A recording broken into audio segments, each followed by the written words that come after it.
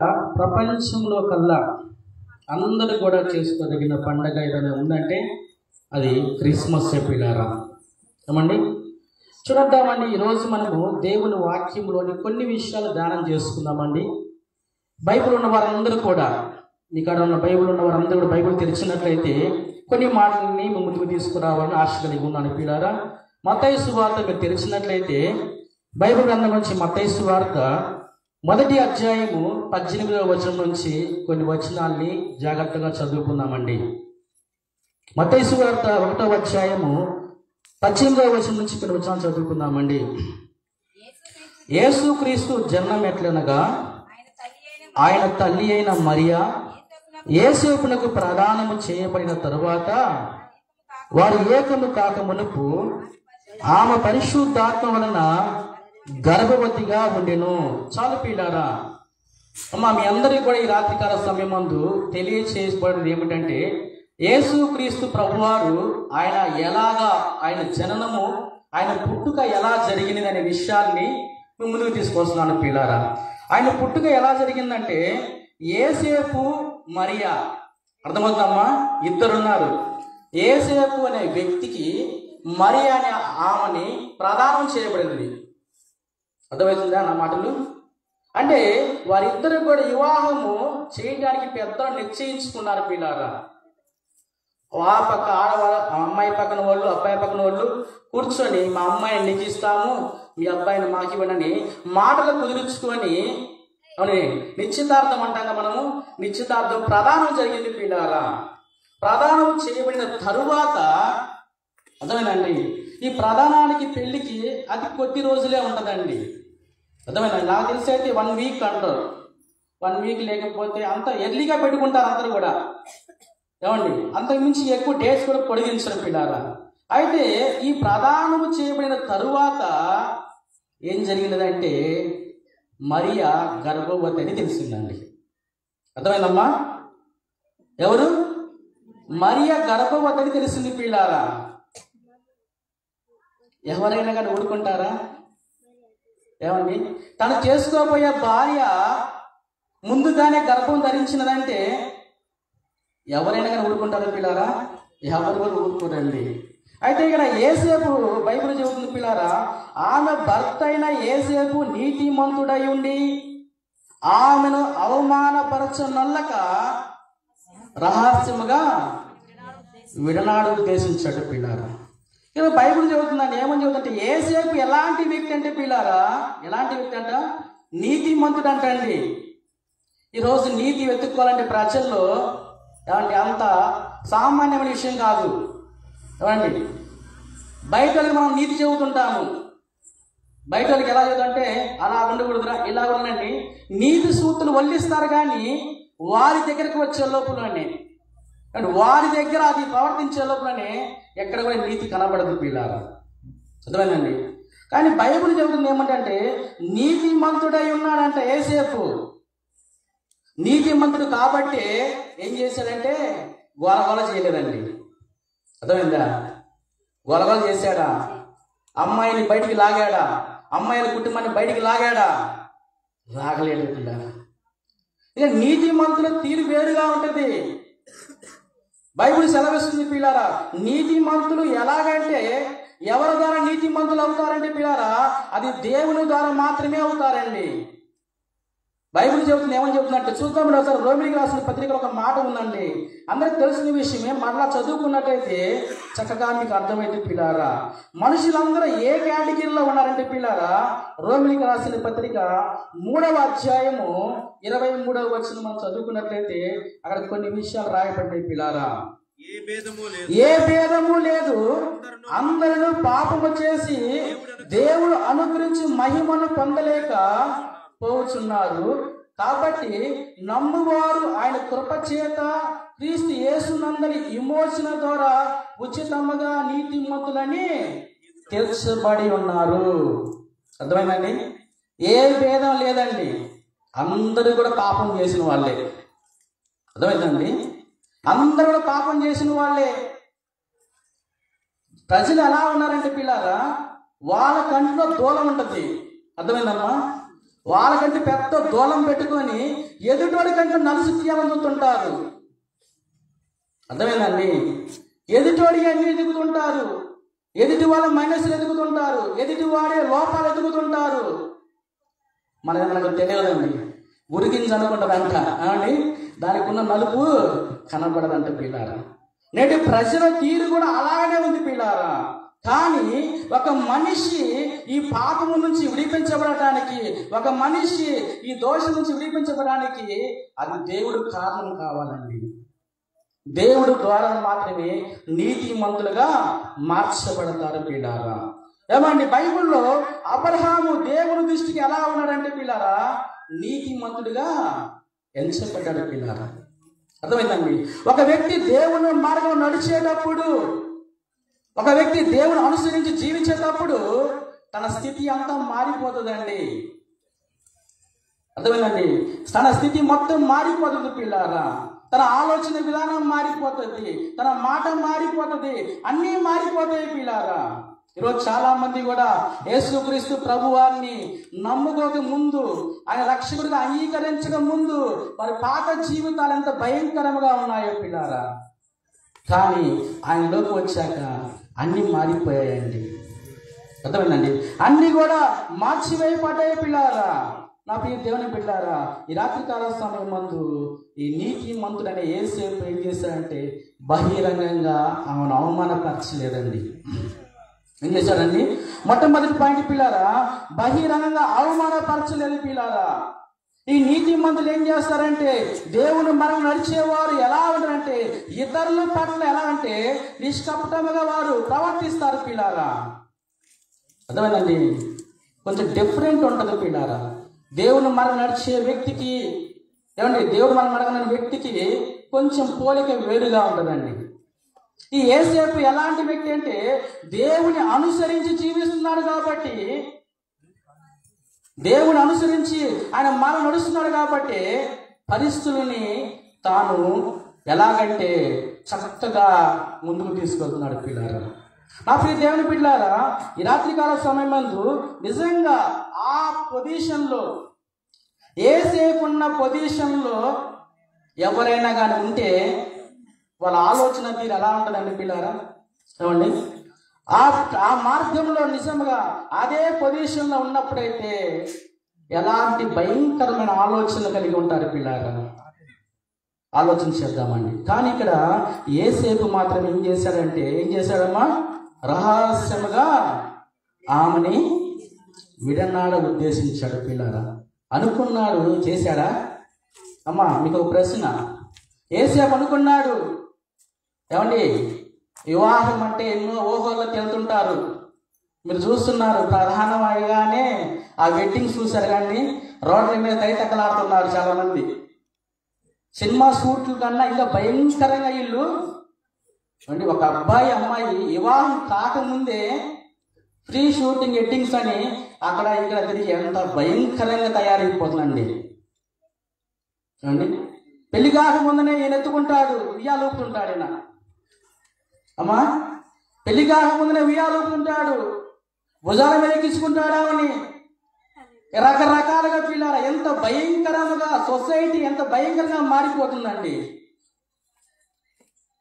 యేసేపు ఏం చేశాడమ్మా? అనుకున్నాడు. ఏమనుకున్నాడంటే, అయ్యో నాకు మరి ప్రదానం చేయబడింది కదా, ఈ పరిస్థితి ఏంటి అని ఆలోచన చేశాడు పిల్లారా. అనుకున్నాడు కానీ వెంటనే పని చెయ్యలేదండి. ఆయన అనుకున్నప్పుడు కింద ఒక మాట రాయబడిందండి, 20 వచనమంటే అతడు ఈ సంగతులను గురించి ఆలోచించుచుండగా. అర్థమైందమ్మా? ఏం చేశాడంట ఆయన? ఈ సంగతుల గురించి ఆలోచిస్తున్నాడు. దేవుని మార్గంలో ఉన్న ప్రతి ఒక్కరు కూడా పిల్లారా, యవనస్తులందరూ కూడా గుర్తుపెట్టుకోండి, దేవుని మార్గంలో ఉన్న వారందరూ కూడా చక్కటి ఆలోచనలు కలిగి ఉండాలండి. యేసేపు తొందరపాటు ఏ నిర్ణయం కూడా తీసుకోలేదండి. అనుకున్న మైండ్లోకి వచ్చింది కానీ కూర్చొని ఆలోచిస్తున్నాడు పిల్లారా. ఆ ఆలోచన ఏం జరుగుతుందంటే మనకు తెలుసు అందరికి కూడా, ఏమండి, ఒక ఐడియా మన జీవితాన్ని మార్చేస్తుందంట. అవునా కదా? ఏమండి, మన పరిస్థితులు, మన ముందున్న పరిస్థితులు భయంకరంగా ఉన్నప్పుడు, ఏమి చేయాలో అర్థం కానప్పుడు ఏం చేయాలంటే ఆలోచించాలండి. ఎవరు ఆలోచిస్తారంటే పిల్లారా, దేవుని మార్గంలో ఉన్నవారు మాత్రం ఆలోచిస్తారండి. ఇంకెవరు కూడా ఆలోచన, ఇంకా సాతన గడి దూడతాడు, దూడితే ఇంకా ఏం చేస్తాడో తెలియదు. ఏమండి, ఇల్లు పీకి పందిరి ఆడుతారు కొంతమంది.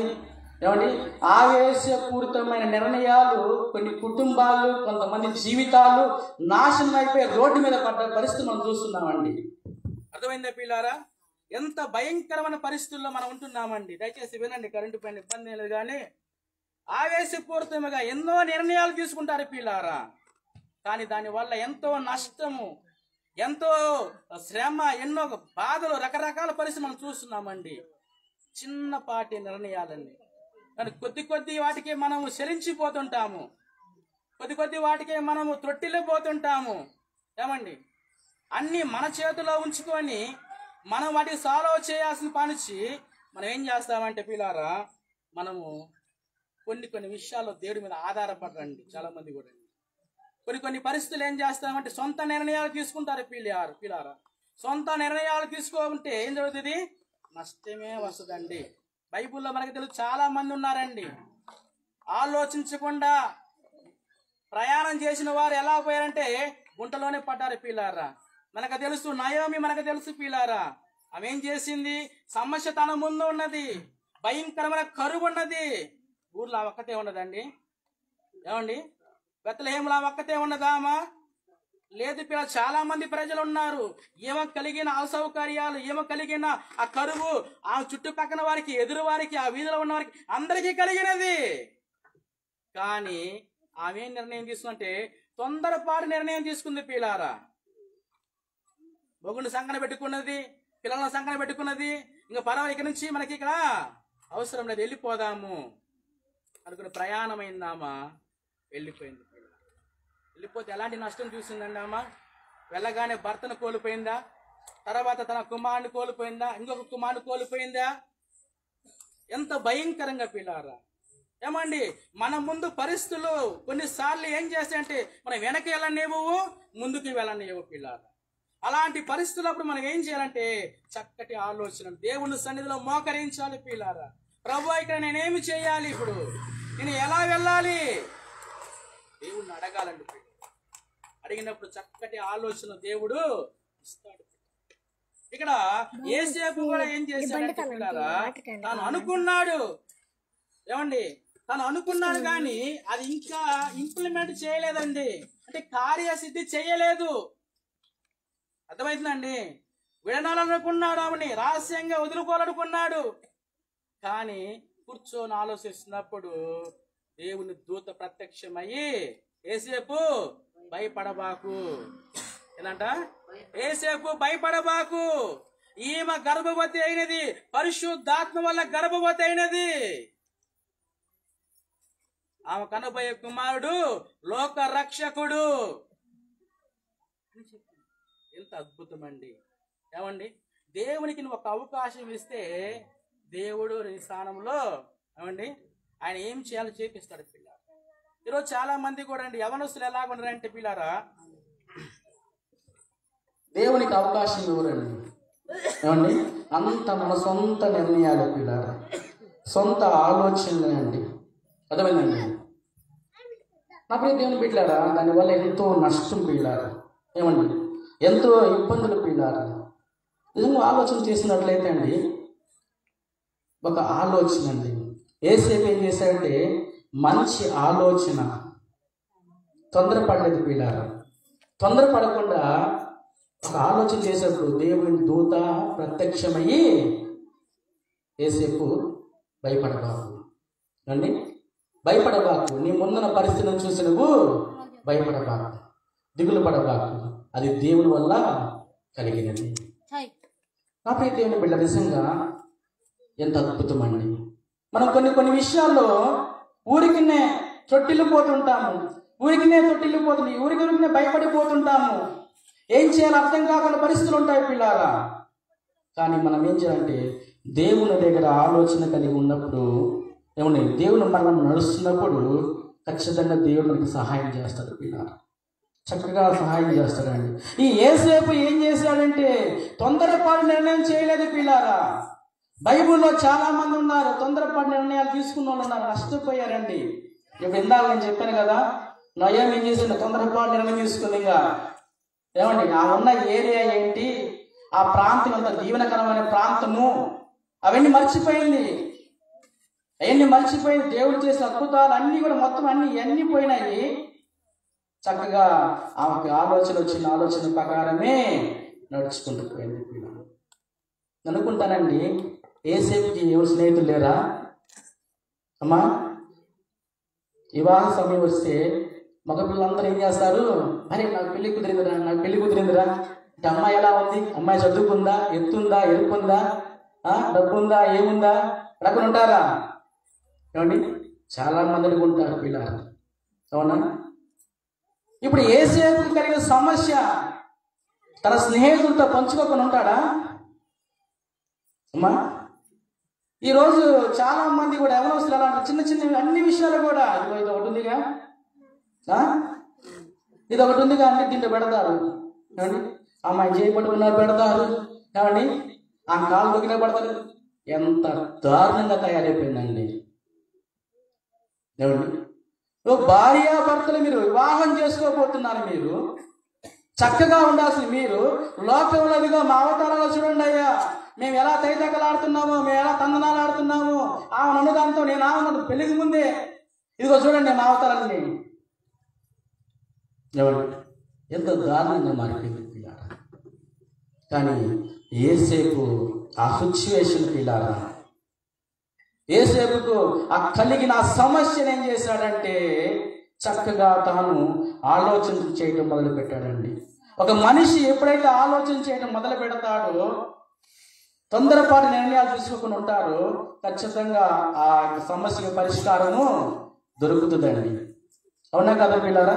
చాలా మంది కూడా ఆవేశంతో ఊగిపోతుంటారండి. ఏదో జరిగిపోయిందని, ఏదో ఒరిగిపోయిందని ఆవేశంతో ఊగి ఏం చేస్తారంటే అంతా మొత్తం కూడా శూన్యమైపోద్ది పిల్లరా. ఒకసారి ఆలోచన చేస్తే తర్వాత ఏముంటుంది, ఏమి కూడా ఉండదండి. బైబిల్లో మీకు ఒక వ్యక్తిని పరిచయం చేస్తాను, చూడండి పిల్లారా. మొదటి రాజు కన్నా మీరు తెరిచినట్లయితే, మీరు తెరవండి పిల్లారా.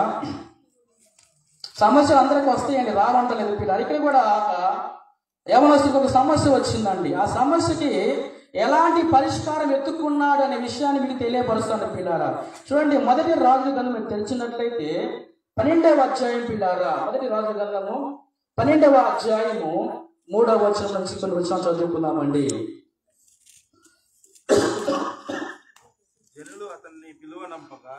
జనులు అతన్ని పిలువనంపగా యెరోబామును ఇశ్రాయేలు సమాజం అంతను వచ్చి రెహబాముతో, నీవిలాగా మనవి చేసిరి, నీ తండ్రి బరువైన కాడిని మా మీద ఉంచెను, నీ తండ్రి నియమించిన కఠినమైన దాస్యమును మా మీద అతను ఉంచిన బరువైన కాడిని నీవు సులకనగా చేసేలా మేము నీకు.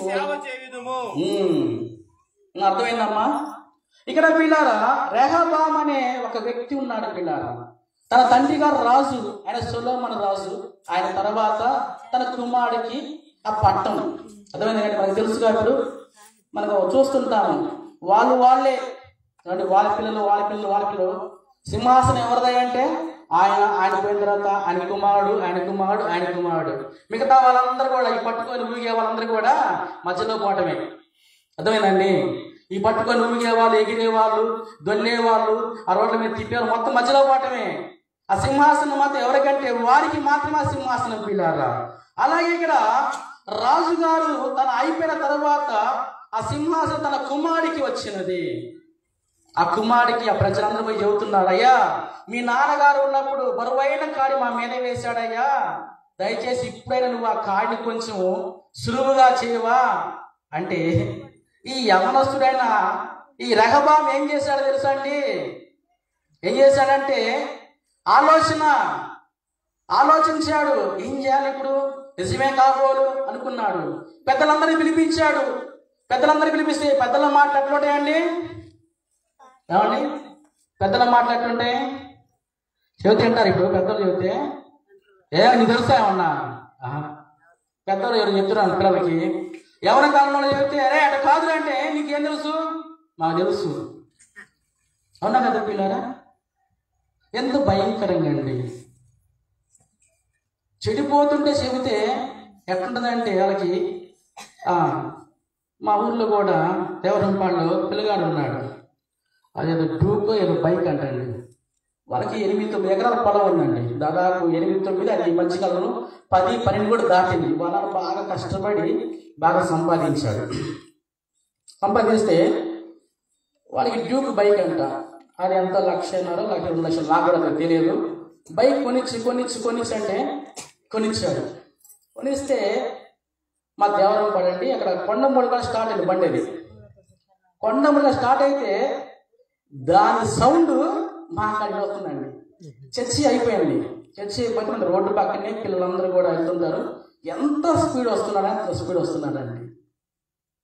పోయి నేను అయిపోయింది, ఆరాధన అయిపోయింది, ఇంటికి వెళ్ళిపోయాను. వాళ్ళ ఇంటికి వెళ్ళిపోయి అంకుల్ మీ అబ్బాయి భలే స్పీడ్తో వస్తున్నాడు బండి, జాగ్రత్త అది అంటే. వాళ్ళ నాన్న వచ్చాడు. వాళ్ళ నాన్న వచ్చి కూడా చెప్పాడు, అరే అట్లా తోలబాకురా, వాళ్ళు చర్చి మీద పిల్లలందరూ వస్తున్నారంట రోడ్డు మీదకి, జాగ్రత్తగా అంటే. ఏంది నువ్వు నా చెప్పేది అసలు ఏంది చెప్పు? అయితే మా ఇంటికి టెంట్ వేస్తారు. ఏందంట? అయితే మా ఇంటి ముందు టెంట్ వేస్తారు. మీ ఇంటి ముందు వేసుకో, టెంట్ వేసుకో, లేకపోతే ఏదైనా వేసుకో. నువ్వు గుద్దినోడికి ఏమవుతారు చెప్పండి? అక్కడ కూడా టెంటేగా. ఎంత ర్యాష్గా మాట్లాడుతున్నానంటే, అయితే 2 ఎకరాలు రాసిద్దా వాడికి. ఏంటంట? 2 ఎకరాలు రాసిస్తాడంట. గుద్దినోడికి 2 ఎకరాలు రాసిస్తాడంట. నేను అనుకున్నప్పుడు ఎంత నేను ఒక్కసారి కానీ ఇంటికి కానీ వచ్చావంటే మాత్రం నీ మీద కేసు ఖచ్చితంగా పెడతాను. ఒక్కసారి బండి సౌండ్ అక్కడ చిన్నపడదంటే మాత్రం కేసు పెట్టేస్తాను. నువ్వు ఏం చేయదు. నీకు బండి పెట్టడం దండగ. అసలు ఆయన చింపుడు ఏం లేదు అసలు. ఇప్పుడు చాలా మంది యవనస్తులు ఎలా తయారైపోతున్నారంటే పిల్లరా, భయంకరంగా తయారైపోతున్నారండి. ఒక మంచి మాట చెబితే చాలు, అది ఎక్కదు మైండ్లోకి. ఇక్కడ ఈ రెహబాము ఏం చేశాడంటే, అయ్యా నువ్వు రాజు అయ్యా, నీవు మీ నాన్న మా మీద ఎంత భయంకరమైన అలాంటి మా మీద పెట్టాడు, కాడి పెట్టాడు. దాన్ని మాకు ఆ విముక్తి ఇవ్వంటే పెద్దలను పిలిపించాడు. పెద్దల మాటలు అస్సలు ఎక్కలేదు ఎక్కినాయా? అయ్యా నువ్వు కలకాలము ఇదిగో నిన్ను ఈ ప్రజలు దీవిస్తారు, ఈ ప్రజలు నీకు మాటకు లోపడతారు అన్నప్పుడు ఇతను ఏం చేశాడంటే ఆ మాటలకి ఎక్కలేదండి. ఎక్కక తన స్నేహితులందరూ పిలిపించుకున్నాడు. పిల్లలు కింద వచ్చినాలు ఉంటాయండి, చదవడానికి సమయం లేదు కాబట్టి పిల్లరా కింద ఏం చేశారంటే పిల్లరా, చక్కగా వాళ్ళు ఏం చేశారంటే ఆ 8వ వచనంలో ఒక మాట రాయబడింది పిల్లరా. అయితే అతడు పెద్దలు తనతో చేసిన ఆలోచనను నిర్లక్ష్య పెట్టి ఏం చేశారంటే తనతో కూడా పెరిగిన ఎవరిని పిలిచి ఆలోచన అడిగి వారికి ఇలాగా ప్రశ్న వేశారండి. అర్థమైందండి? పెద్దలు పిలిపించారు, బాగానే ఉంది. పెద్దలు పిలిపిస్తే పెద్దల మాట సత్యం అన్నమాట అంటారా? ఏమండి సత్యం తినేవాళ్ళు ఉన్నారా? లేతే బిర్యానీ ప్యాకెట్లే ఏమండి. అందుకనే మధ్యాహ్నం పోతున్నారు అందరూ కూడా. ఏంది పాస్ గారు పోతున్నారంటే పాక్ ఏం చేస్తామండి? ఏమంటే ఒక టైం పాడుందా? ఎప్పుడు తినాలి? 8 గంటల లోపు తినాలి, 10 గంటలు 9 గంటలకు తినాలి. 12 గంటలకి 1ంటికి మిషన్ ఏమండి పొద్దు నుంచి తినని మిషన్ రన్నింగ్లో ఉంటే ఇంకా రన్నింగ్ లో లోడ్ అయితే ఏం చేస్తాం? ఇది కిందగా ఉంటుంది ఇక్కడ అందరికి. ఇది పని చేయదండి. లోడ్ మీద లోడ్ ఒకసారి మనకి కరెంటు లోడ్ ఎక్కువ మొత్తం పడిపోతాయి. అవునా కదా? అట్లా మనిషి మధ్యలోనే సమాప్తం పిల్లలు. నా ప్రియ దేవుని బిడ్డలారా, ఇక్కడ మనం ఆలోచన చేసినట్లయితే పెద్దల మాటలు నిర్లక్ష్య పెట్టాడంట పిల్లారా. నిర్లక్ష్య పెట్టేసి యవనస్తులందరూ, తనతో పెరిగిన యవనస్తులందరూ అందరూ ఆలోచన తీసుకున్నాడు అయ్యగారు పిల్లారా. ఏం చెబుతారమ్మా? ఏం చెబుతారు? తనతో పెరిగిన వాళ్ళు ఏం చెబుతారు చెప్పు? తనతో పెరిగిన వాళ్ళు తన వాళ్ళ నాన్న చూశారు ఏమన్నా? వాళ్ళ పరిపాలన దావీదు గారు ఎలా చేశాడు, దావీదు దేవుడికి ఎంతగా నమ్మకంగా ఉన్నాడు, దావీదు దేవుడు ఎలా దీవించాడు, ఎలా ఆశీర్వదించాడు, వీళ్ళకి తెలుసా? ఇవి అన్నా తెలియదు కదా. ఇలా పరిధిలోనే ఆలోచన చెప్పారు, ఇలా పరిధిలో ఆలోచన తీసుకున్నారు. ఇంకేం చేశారు? అదే కొనసాగించాడు పిల్లారు. నా ప్రియ దేవుని బిడ్డలారా, ఆలోచన చేద్దామండి. యవనస్తులు చాలా మంది కూడా పిల్లారా తొలగిపోతున్నారండి.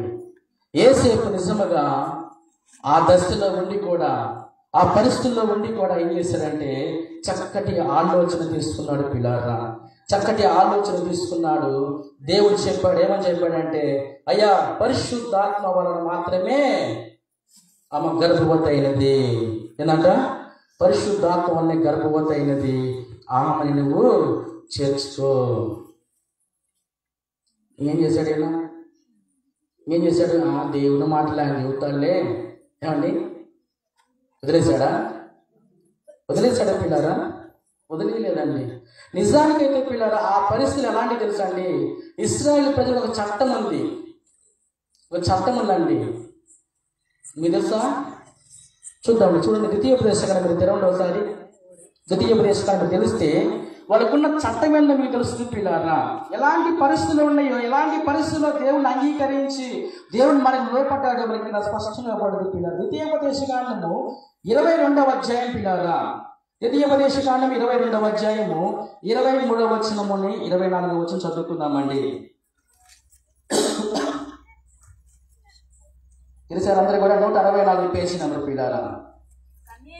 కన్యక అయిన చిన్నది ప్రదానము చేయబడిన తరువాత ఒకడు ఊరిలో ఆమెను కలుసుకొని ఆమెతో శయనించిన ఎడల ఆ ఊరి గవని యొద్దకు వారిద్దరూ తీసుకొని వచ్చి ఆ చిన్నది ఊరిలో కేకల వేట ఉన్నందున ఆమెను తన పొరుగువాని భార్యను అవమానపరిచినందుకు ఆ మనుషుల్ని వాళ్ళతో చావగొట్టవలెను. అట్లు ఆ చెడుతనమును మీలో నుండి పరిహరించవలను. అంటే ఒక కన్యకైన వ్యక్తి గర్భం ధరించినట్లయితే పిల్లారా, పాపంలో ఉన్నట్లయితే ఏం చేయాలంట? రాళ్ళు తీసుకొని కొట్టాలంట పిల్లారా. అర్థమైందండి పిల్లారా. కానీ యేసేపు ఏం చేశాడంటే, అయ్యా ఈమె పరిశుద్ధాత్మ వల్ల గర్భం ధరించింది కాబట్టి ఆమెని నువ్వు చేర్చుకో అన్నాడు. దేవుని మాటకు లోపడ్డాడు పిల్లారా, దేవుని మాటకి విధేయత చూపించాడు పిల్లారా. తన ముందుగా చాలా పరిస్థితులు ఉన్నాయండి. నీకు చదువుకున్నాం కదా. ఏమన్నా దాచిపెడితే దాగేదా? దాగేదేమన్నా చెప్పండి? దాగేదేం కాదు పిల్లారా. కానీ కొన్ని పరిస్థితులు తను వెంటాడుతున్నప్పటికి కూడా, కొన్ని పరిస్థితులు అక్కడ నిలబడకుండా చేసినప్పటికీ కూడా యేసేపు ఏం చేశాడంటే ఎవరి వైపు చూడలేదండి. ఎవరి వైపు చూశాడా? చూడలేదు. ఈరోజు యేసుతో దగ్గర రావాలంటే వాళ్ళు ఏమనుకుంటారనండి, వీళ్ళు ఏమనుకుంటారండి, ఆయన ఆ కులానికి చెందిన దేవుడు అండి, ఈ కులానికి చెందిన దేవుడు అండి, రకరకాల సంధ్యాసులండి. నువ్వు అడుక్కొని తింటే పక్కన బాగా నవ్వుతుంటారు. ఏమండి, నీకు వచ్చి ఇదిగో సహాయం చేసేవాడు ఎవడు ఉన్నాడు, ఆడికి పోతే మాత్రం వీళ్ళు అనుకుంటారు, వాళ్ళు అనుకుంటారు అంటారు. నేను అనుకుంటానండి, ఎవరు ఏమనుకున్నా ఇబ్బంది ఏం లేదు. నేను రక్షించే దేవుడు ఒక ఆయన ఉన్నాడు. ఆయన దగ్గర రావడానికి, దేవుడి దగ్గర రావడానికి మొక్కమాట ఎందుకండి? చాలా మంది అయితే దేవుడి దగ్గర పోవటానికి మొక్కమాట పడుతుంటారు. చాలా మంది కూడా మందిరానికి పోతే ఏమనుకుంటారండి చెప్పండి? సినిమాకి పోతే, సినిమా హాల్కి నువ్వు నీ పిల్లల సంగతికం పోతే ఏమనుకోరు. మందిరానికి మాత్రం దేవుడి సన్నిధికి వచ్చి ప్రార్థన చేసుకోవటం, దేవుడికి నీ సమస్యలు చెప్పుకోవటం మాత్రం ఎవరైనా చూస్తే మాత్రం ఏదో జరిగిపోతుంది. ఏం జరగదండి, ఏమి జరగదు. నీ బ్రతుకే మార్చబడుతుంది, నీ జీవితమే మార్చబడుతుంది. ఈ లోకంలో ఎవరు మార్చలేరు పిల్లారా. కొంతమంది మనుషులు చూసి భయపడుతూ ఉంటారు పిల్లారా. యేసేపు తన ముందున్న పరిస్థితులు దేనికి భయపడలేదు. తన వారి పక్షమున అక్కడ ఆ సిచ్యువేషన్స్, ఆ యొక్క నియమాలు ఉన్నప్పటికీ కూడా దేవుని మాటకు లోపడ్డాడని పిల్లారా. యేసేపు నువ్వు ఇచ్చేదంతే, మరి నేను చేర్చుకో అండి. ఈరోజు లోపడుతున్నాము. చాలా మంది కూడా లోపడగలిగిన దేవుని మాటకి అండి. దేవుని మాటకి లోపడకపోతే పరిస్థితులు తారుమారైతాయండి. పరిస్థితులన్నీ కూడా ఏమైతాయి? తారుమారైపోతాయి పిల్లారా. నిజంగా మరి చేర్చుకోమన్నప్పుడు చేర్చుతున్నాడు పిల్లారా. లోపడే యవనస్తులు నిజంగా ఆ తత్వం కావాలి పిల్లారా. ఏమండి, లోపడాలి పిల్లారా. ఎల్లో ఏం కాదు, నేను ఉన్నానంతే. బైబిల్లో చాలా మంది అండి దేవుడు చెప్పాడంతే ఆ పని చేశాడు. హోషేయ ఉన్నాడు, వెళ్ళయ్యా ఇశ్రాయేలు ఎలాంటి భయంకరమైన వ్యభిచారం చేస్తున్నారు, అయితే ఏం చేయాలి, ఆ వ్యభిచారం చేసి స్త్రీలపై పెళ్లి చేసుకోమన్నాడు. ఎందుకని? సేవకుడై ఉండి, ఏమండి, ప్రవక్త అయి ఉండి, ఇది వాళ్ళ బుద్ధి రావాలి కదా. అందుకని వెళ్ళిపోయి ఆమె చేసుకోమంటే అంటే మరో మాట లేదు. ఇంకా ఏమనుకుంటారా ఇన్ని ప్రజలు, ఆమెను చేసుకొని నేను చెబుతుంటే చెప్పేవాళ్ళు ఆయన కూర్చోయి అంటారు. అవునా కదా? నీ సమ్మడం సరిగా లేదు కానీ నువ్వు మాకు చెబుతున్నావు అంటారు. నువ్వు చేసుకుంది ఎవరిని? వ్యభిచారం చేసే స్త్రీని నువ్వు పెళ్లి చేసుకొని నువ్వు నాకు దైవ మాటలు చెబుతున్నావా అంటారు. వాళ్ళు ఎవరు? ఇన్నే వాళ్ళు ఎవరు? వాళ్ళు ఆ గుంపులో ఉన్నోళ్ళే. అవునా కదా? ఇన్నే వాళ్ళు ఎవరు? వాళ్ళ పరిశుద్ధులు ఏమన్నా, వాళ్ళకి బుద్ధి రావడం కోసం దాంట్లో నుండి తీసుకొచ్చాడు పిల్లారా. బైబిల్ గ్రంథంలో నా దేవుని బిడ్డారా, చాలా మంది కూడా దేవుడి మాటకి లోపడ్డారండి. మరో మాట వాళ్ళు పలకలేదు పిల్లారా. చాలా మంది లోపడ్డారు, వారు దేవుడు దీవించాడు పిల్లారా. లోపడిన ప్రజలు చాలా మంది ఉన్నారండి. దేవుడు ఇలా చెబితే, దేవుడు మాట ఇలా ఉంటే పక్కకు పోయిన చాలా మంది ఉన్నారండి. పోతే ఎక్కడికి పోతారండి? ఎక్కడికి పోతారు?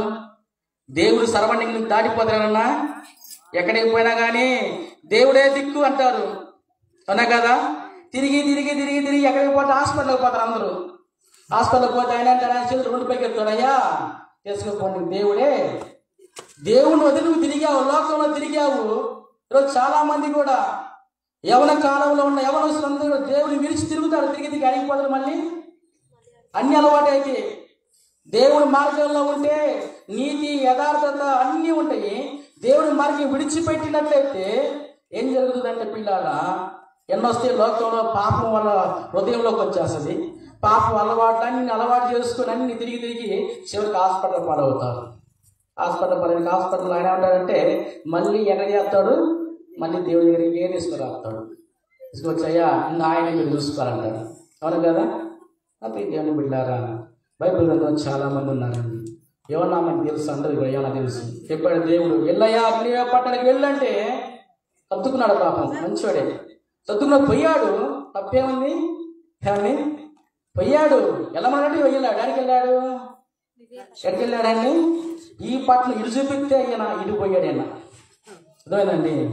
ఇటుపోతే ఏమవుతుంది?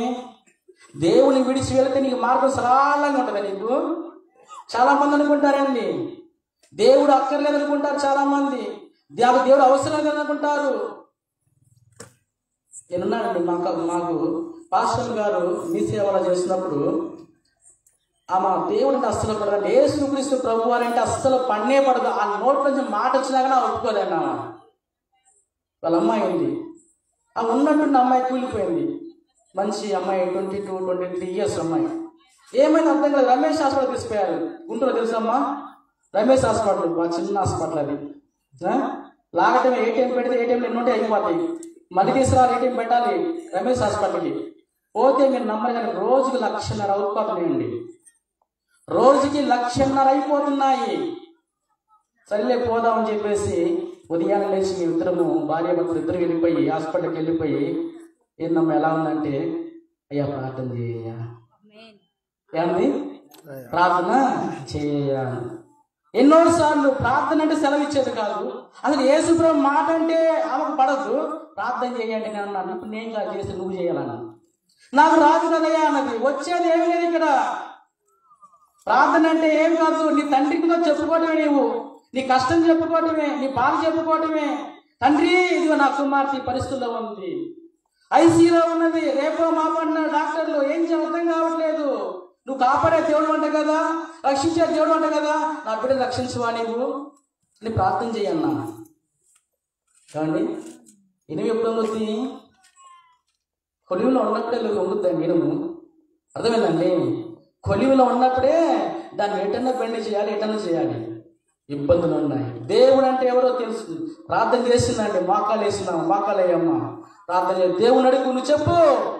నీ కుమార్తెకి ఇప్పుడు రక్షణ కావాలి, నీ కుమార్తె పరిస్థితి నుంచి రక్షించబడాలి, ఆమె క్షేమంగా ఆరోగ్యవంతురాలుగా బయటికి రావాలంటే నువ్వు ప్రార్థన చేయి. నీ నోరు తెరచి యేసయ్యా నా బిడ్డ కాపాడు నువ్వు ప్రార్థన చేయన్నాను.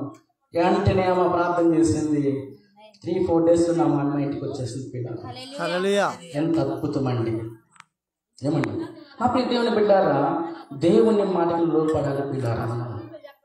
ఏమంటే చాలా మంది కూడా లోపడాలి పిల్లారా, దేవుని మాటని ధిక్కరిస్తుంటారు పిల్లారా.